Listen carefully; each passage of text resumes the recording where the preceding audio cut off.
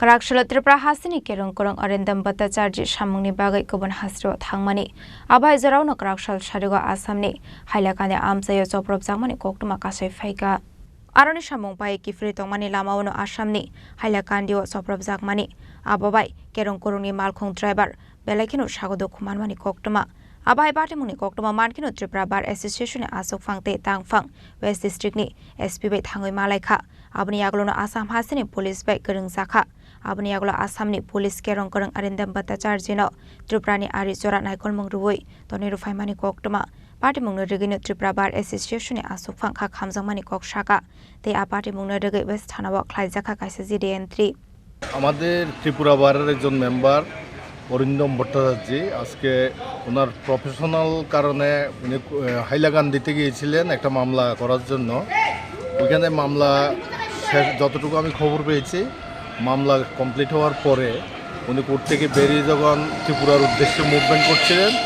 ঠিক এমন সময় হাইলাকান্দি থানার খুব সন্নিকটেই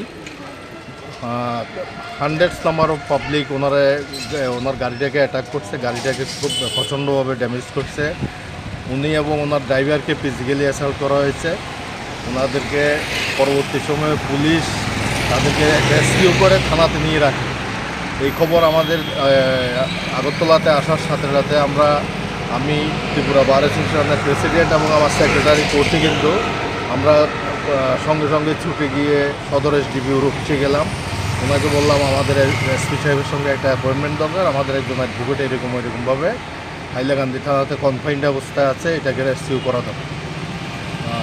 সদর এসডিপি আমাদেরকে সঙ্গে সঙ্গে রেসপন্স করেছেন উনি এডিশনাল এসপি আরবান